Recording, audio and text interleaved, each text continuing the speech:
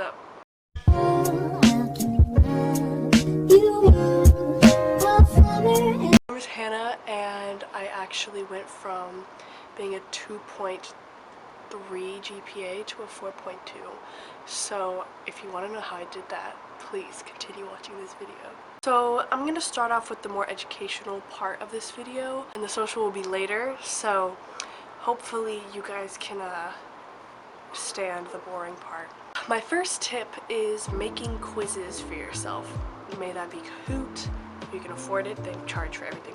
Kahoots, quizzes, Quizlet, any other quiz website that you have.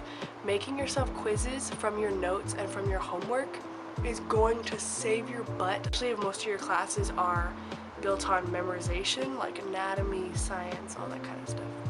It was formatted in a way that was fun and it could move, and I didn't have to just sit there and hide the answers, flip them up, because I just used the answers anyway, but you can't see the answers until you answer it.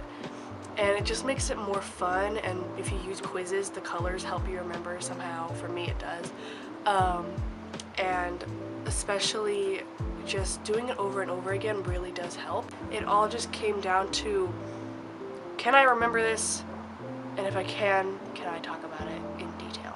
Another thing I could really recommend, which is going to sound super basic, is taking notes. And when I mean taking notes, I mean not Cornell, not the boring stuff, not summaries, but literally just sitting down, listening to the person talk, and if you need to record them, and then writing down everything that sparks interest or what you think would be on the test. Like, if someone says, remember this might be on the test, you want to write that down as soon as possible, because that's probably going to be more valuable than the next 2 sentences that they're going to say while you're writing it. Genuinely, from my perspective, this has worked a lot, and it really just, in the long run, helps you a lot. Another thing that I did was, I knew what I was good at, and I knew how to tap into my interests to make it easier for me. So, for me, I like graphic design, I like video editing, I like doing all sorts of things like that. And so making those quizzes were actually part of my own graphic little design stuff, because I would go and edit out the answers, and I would be like, what is missing from the heart? Like that kind of stuff, and I would just blank it out. So doing that was always really fun. But another thing on the kind of the opposite spectrum of that is, like, if you know what you're not good at and you don't have to take that class but everyone's pressuring you to, don't take that class.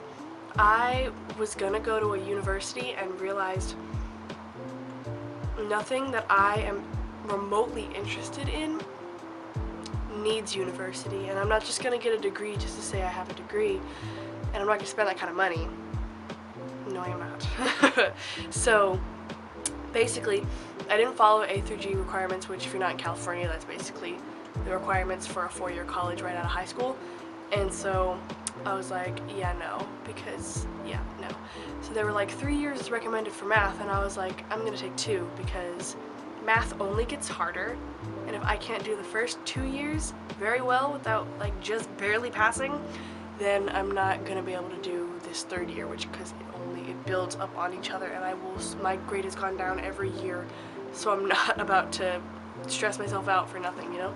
So I didn't take math. I just really think if you can keep yourself in a zone that is slightly challenging, but you're not forcing yourself to do it, I think that's good. Don't just overload yourself just because you want to stay busy. In my experience, forcing yourself to do a whole bunch of clubs, a whole bunch of events, is one, really hard if you don't have a car yourself and your parents are taking you everywhere.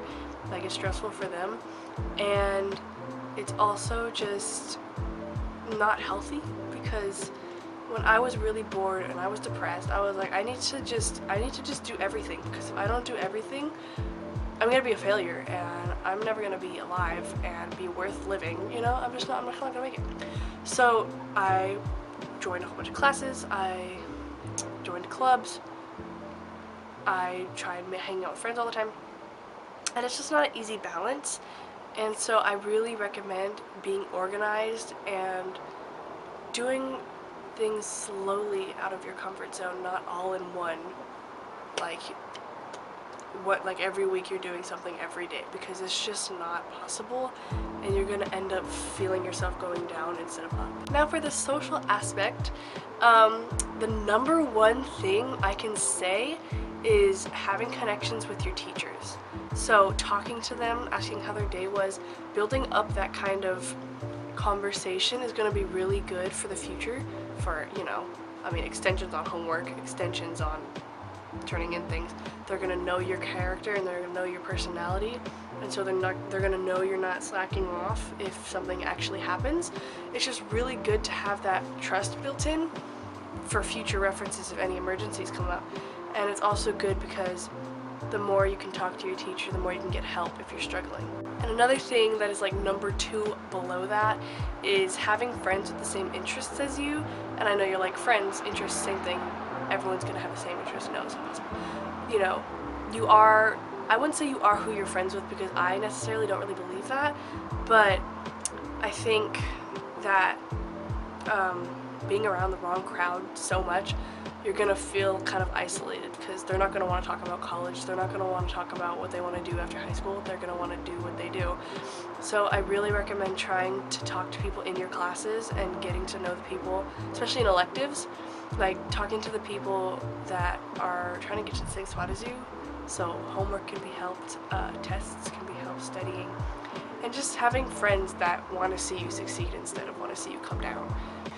This sounds weird, but getting to school earlier, sitting yourself down in the cafeteria or whatever, and doing work early is going to save your life. I do this all the time. Everyone at my new school like knows me for just doing work all the time, because, you know, you have all the time in the world, weekends, to talk to your friends and stuff. And I talk to my friends while I'm working, so it's not like I'm ignoring them.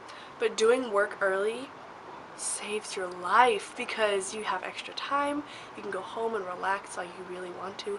And I get it, some people don't have all this time to be going places, but if you do, you really should go and study at school, because you're going to feel more inclined to. Camera turned off, but it just saves everything when you have music on and you're just listening to yourself and romanticizing your school life, which I've also done and you should totally do. Romanticizing your school life, you know, listening to music, give yourself a little background, make yourself happy, you know, take some coffee to school, dress in amazing outfits, just being there and pretending you're a sim and you know your life is planned out, even if you don't know what you're gonna do.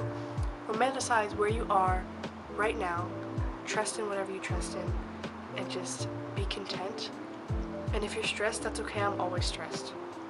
But romanticizing the good parts, acknowledging the bad parts, and getting past it. So that is my tips, and it works because I'm living proof. I can show you the exact grades that I went from. It's kind of crazy. I recorded this twice. I hope this is good for myself. So yeah, I also have an announcement. In August 7th, I think it was, I got a new cat. His name is Bo Critter, and I'm going to show you him right now.